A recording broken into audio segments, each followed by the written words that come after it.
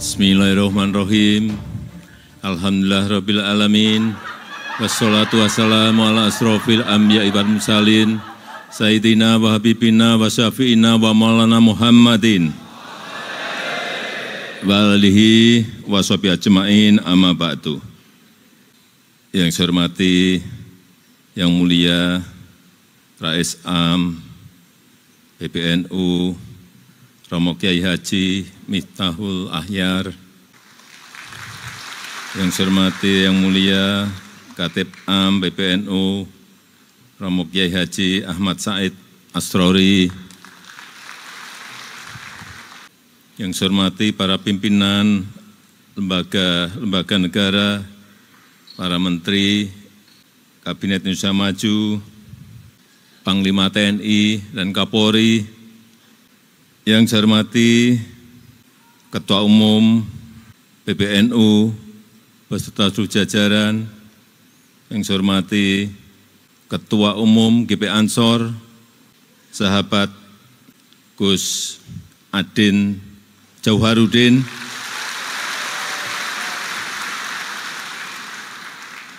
beserta seluruh jajaran pengurus baru, para ketua umum partai, ketua umum organisasi kepemudaan, Bapak Ibu dan saudara-saudara sekalian, seluruh anggota GP Ansor dari seluruh tanah air yang hadir pada sore hari ini.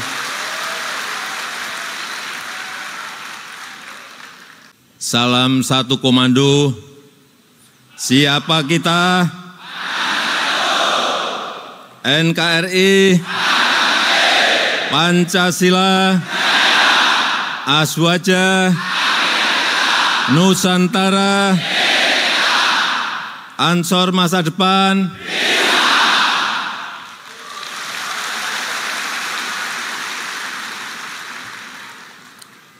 Biar enggak sendirian, saya juga minta dikawal Banser 2.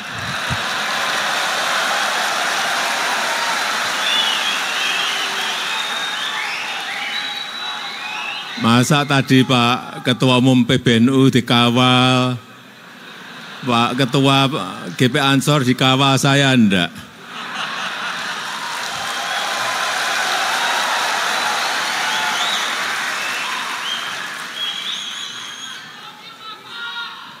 Nah, gini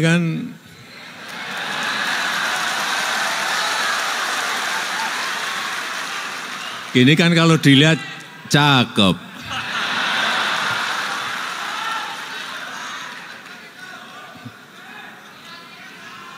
Tadi saya mendengar Mars GP Ansor, betul-betul saya merinding. Ansor maju satu barisan, 1000 rintangan patah semuanya.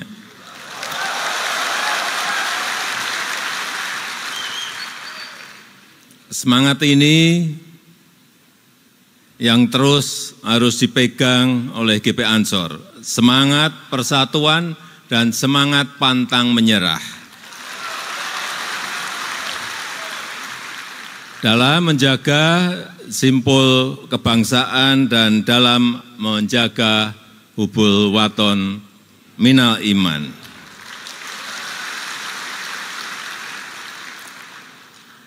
Saya juga senang tadi pas Ketua Umum GP Ansor beserta seluruh jajaran pengurus baru dilantik, dilayarkan muncul profil-profilnya. Ada yang gini, ada yang hormat. Tapi saya kaget ada yang gini juga.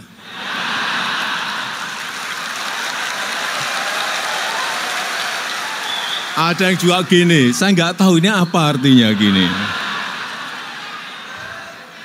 Artinya GP Ansor memang kreatif.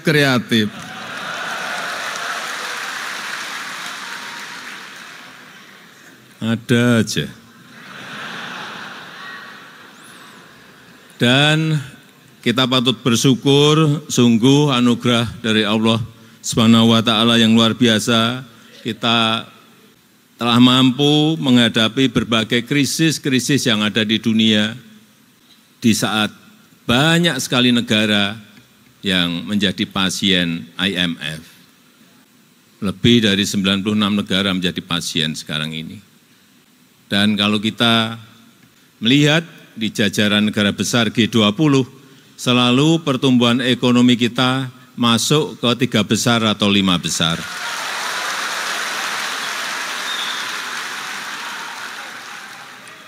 Apa yang ditakuti oleh negara-negara di seluruh dunia saat ini ada 3. Yang pertama yang berkaitan dengan kurs. Kalau di Indonesia ya rupiah dengan dolar. Kuat mana? Kuat rupiah atau kuat dolar? Begitu kuat dolar, hati-hati, ada harga-harga yang akan naik. Tetapi kalau kuat rupiah, nah harga barang-barang terutama yang impor itu menjadi jauh lebih murah. Inilah yang ditakuti oleh negara-negara, semua negara. Kurs, kemarin kita agak ngeri juga waktu kurs rupiah ke dolar melompat di atas 16.000 rupiah, 16.200. Kita sudah mulai ketir-ketir karena negara lain juga melompat lebih dari itu. Yang pertama kurs. Yang kedua harga minyak. Hati-hati perang di Palestina yang mengikut sertakan Iran dalam kancah perang itu juga mengkhawatirkan dunia sehingga harga minyak sempat naik. Apa yang terjadi kalau minyak naik? Jangan dianggap remeh. Perang yang jauh dari kita bisa berpengaruh kepada Indonesia. Kalau harga minyak naik karena produksi Iran turun, artinya apa? Semua barang-barang akan ikut naik. Kelihatannya enggak ada hubungannya perang yang ada di Palestina dengan Indonesia yang jauh. Ada. Kalau harga minyak naik, artinya semua barang-barang akan ikut naik. Sama seperti perang di Ukraina. Perangnya jauh dari kita di Ukraina. Tapi harga gandum melompat saat itu hampir ada yang sampai 50%. Karena gandum itu berasal dari Ukraina dan dari Rusia yang banyak. Karena perang mereka stop nggak bisa impor. Kayak Ukraina, waktu saya ke sana, saya ketemu Presiden Zelensky, ada stok di Ukraina 77 juta ton berhenti. Di Rusia ada berhenti gandum 130 juta ton berhenti. Sehingga di sini harga mie naik, harga roti naik. Kelihatannya jauh banget, tapi pengaruhnya bisa kemana-mana. Itulah geopolitik kalau enggak kita cermati bisa menyebabkan harga-harga yang juga naik. Kemudian yang ketiga yang ditakuti oleh semua negara yang namanya bunga pinjaman. Karena semua negara itu memiliki pinjaman. Ada yang sampai 220%, enggak usah saya sebut negaranya, Bapak Ibu saya kira sudah tahu. Ada yang 130% yang dekat kita, saya kira Bapak Ibu juga sudah tahu. Dan kita pada tataran kalau dibandingkan negara-negara lain, kita berada di angka 39%, itu sebetulnya masih jauh dari undang-undang yang diperbolehkan dan juga jauh dari negara-negara lain yang tadi juga saya sampaikan.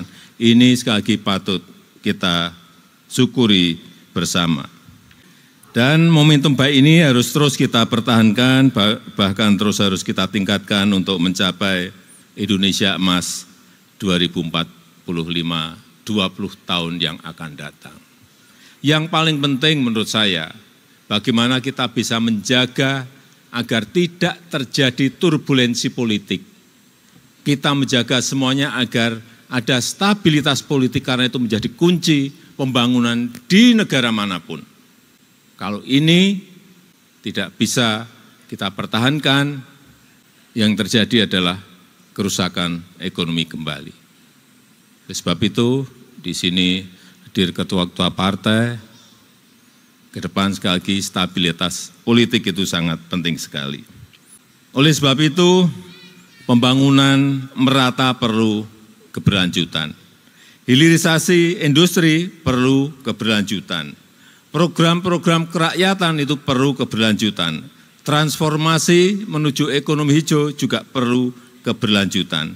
Pengembalian aset seperti Freeport, Newmont, Rokan itu juga perlu keberlanjutan.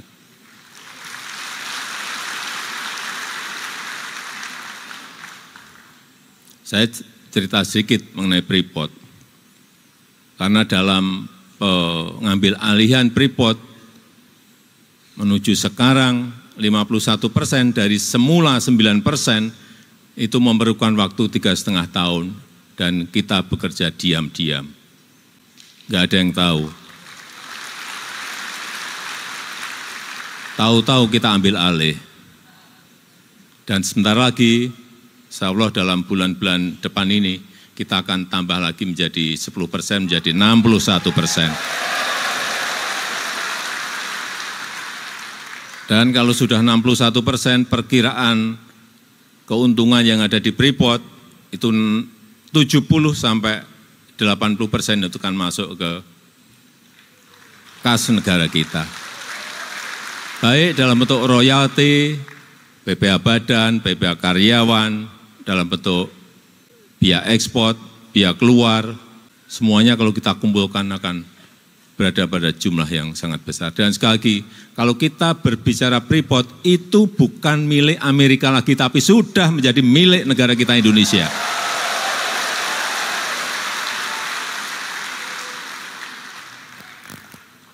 Sudah menjadi milik kita. Dan itu pengambil alihannya, saya buka sedikit, pakai uang. Tidak pakai kekuatan, tapi pakai uang. Uangnya ngambilnya dari Amerika. Kita bayar ke Freeport. Dalam 4 tahun, pasti akan sudah lunas. Insya Allah tahun ini sudah lunas.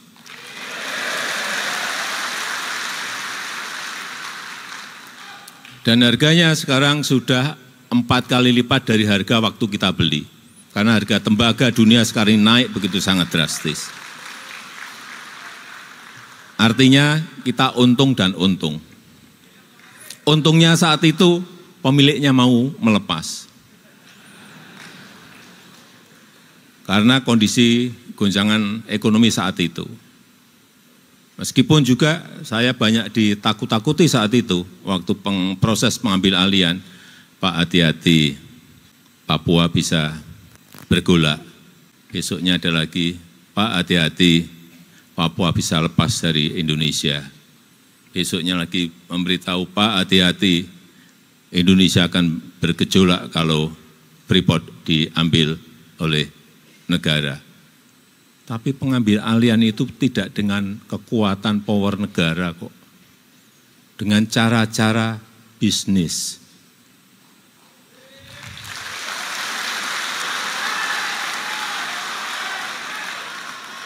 Tapi dapat. Begitu juga dengan Rokan. Rokan minggu ini saya akan cek lagi setelah kita ambil alih dari Chevron Amerika, sudah kita ambil alih 100%, saya mau cek. Apakah kita kelola sendiri itu lebih baik daripada dikelola oleh asing?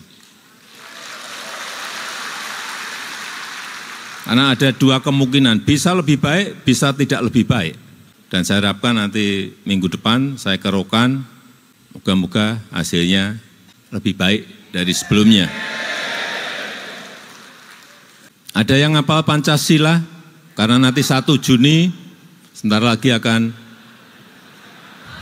menjadi hari lahir Pancasila. Ada yang hafal Pancasila?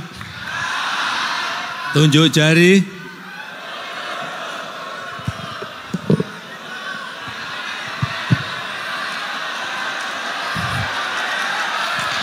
Ya, boleh. Iya, silakan.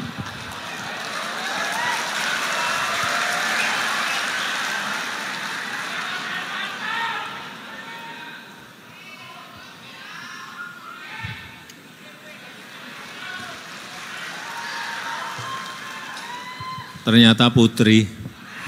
Mohon maaf. Silakan, Siap, silakan. Siap. Dekat saya enggak apa-apa.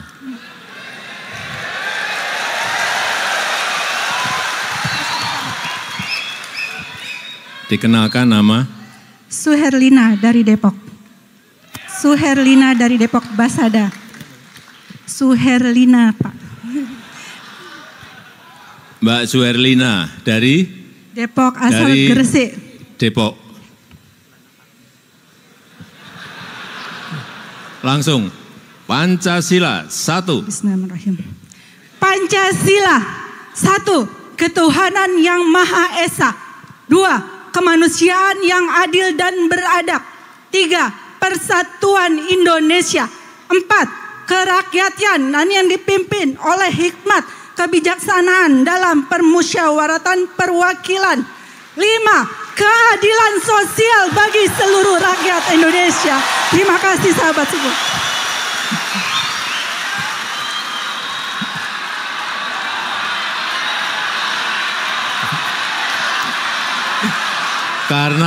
Karena penyampaiannya jelas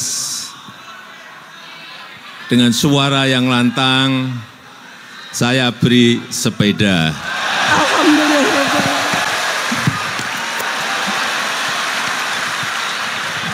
Enggak tahu. Oh, bawa. Silakan. Masya Allah, tabarakallah, Masya Allah. Ye.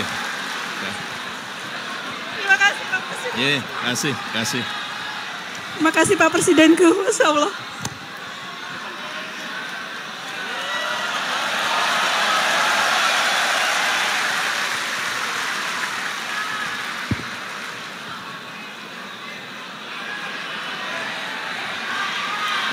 Terakhir, saya mengucapkan selamat bertugas, selamat bekerja kepada seluruh kepengurusan GP Ansor yang baru. Saya percaya kepemimpinan baru di GP Ansor akan terus menjadi simpul perekat bangsa menuju Indonesia emas yang kita cita-citakan. Dan dengan mengucap Bismillahirrahmanirrahim, pada sore hari ini saya luncurkan pembangunan gedung Ansor masa depan. Terima kasih. Wassalamualaikum warahmatullahi wabarakatuh.